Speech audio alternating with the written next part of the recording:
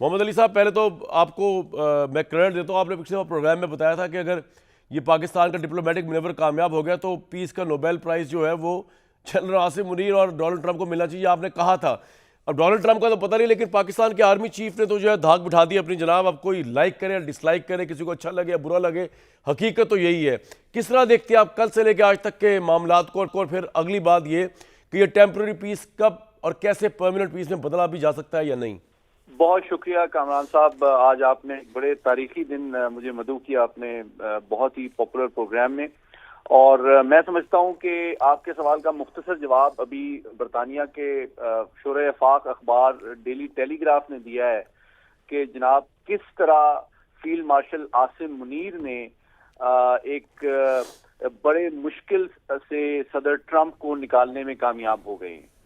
تو last year جب ہم نے امریکہ نے جب ہمیں پہچانا تھا کہ ہم نے جب بھارت کی صحیح پھینٹی لگائی تھی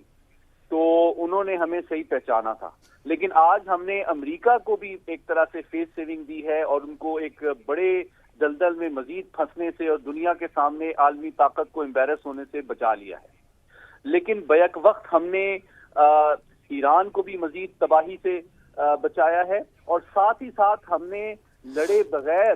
جنگ میں شریک ہوئے بغیر، سفارتی سطح پہ ہم نے اپنے تمام برادر عرب ممالک خصوصاً سعودی عرب کی سیکیورٹی کو بھی انشور کیا ہے. تو میں سمجھتا ہوں کہ جس طرح سنزو نے کہا ہے کہ وننگ وداؤٹ فائٹنگ، تو میں سمجھتا ہوں اس سے بہترین مثال پاکستان کی نہیں ہو سکتی کہ پاکستان نے عالمی امن کو جس طرح آج ایک ایسے وقت میں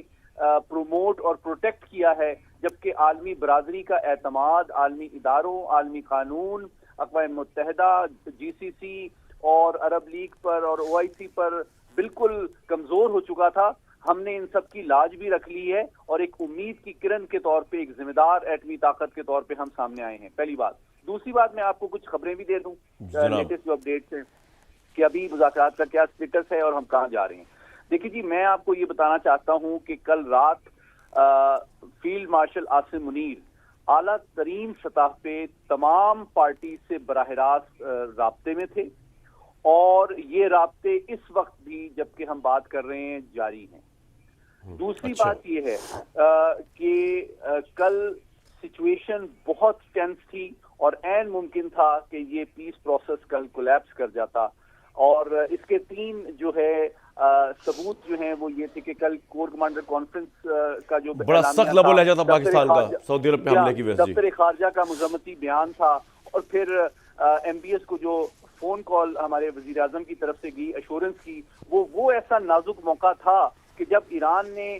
براہ راست تیل کی تنصیبات پر سعودی عرب پہ حملہ کیا تو وہ ایک ایسا کرٹیکل مومنٹ تھا کہ عین ممکن تھا کہ عرب دنیا جو ہے وہ اس جنگ میں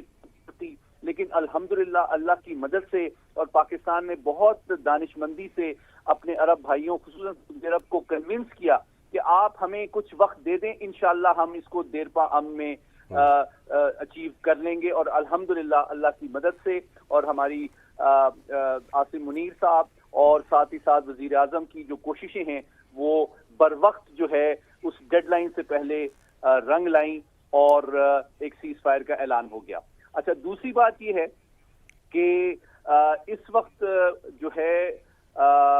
جو دو چیزیں ہیں وہ بنیادی طور پہ پبلک ڈومین میں موجود ہیں جس پہ دونوں اگری کر چکی ہیں پارٹیز، ایران بھی اور امریکہ بھی، کہ جناب گلف آف ہرمز کو کھولا جائے اور ساتھ ہی ساتھ فائر بندی کر دی جائے. لیکن دیگر معاملات جو ہیں تو جاب ہاف ڈن ویل بگن. محمد علی صاحب، ایک بات بتائیے کہ ایران کے جو 10 نکات ہیں جن کو امریکہ بھی اپریشیٹ کر رہا ہے کہ ہم اس پہ کام ہو سکتا ہے، اس میں جو ایران یہ کہہ رہا ہے کہ آبنائے ہرمز پہ ایران کا کنٹرول تسلیم کیا جائے، آپ کو لگتا ہے امریکہ اس بات کو مان لے گا؟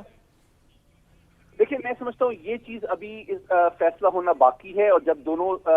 سائڈ آمنے سامنے بیٹھیں گی تو ان چیزوں پہ جو ہے مزید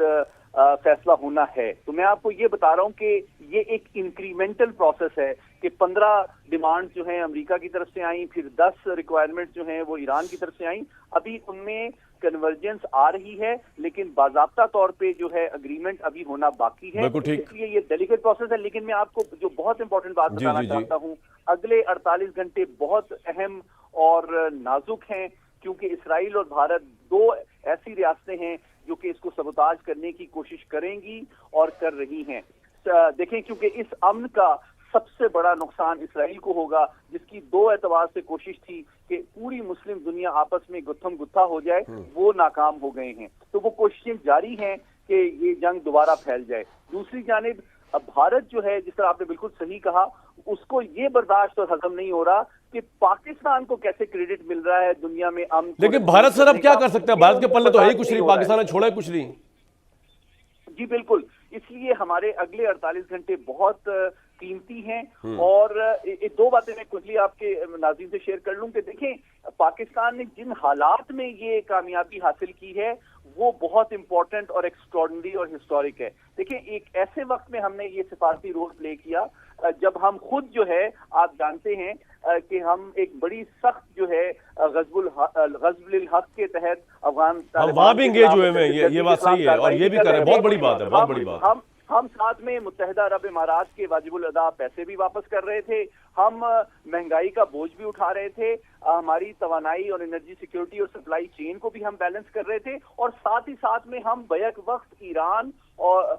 को भी पैसिफाई कर रहे थे, और साथ ही साथ अपने अरब भाइयों खुसूसन सऊदी अरब को भी यकीन दिला रहे थे कि जनाब आपके साथ है, कमिटमेंट के साथ हम खड़े हैं। लेकिन हमने डिप्लोमेसी को फर्स्ट लाइन ऑफ डिफेंस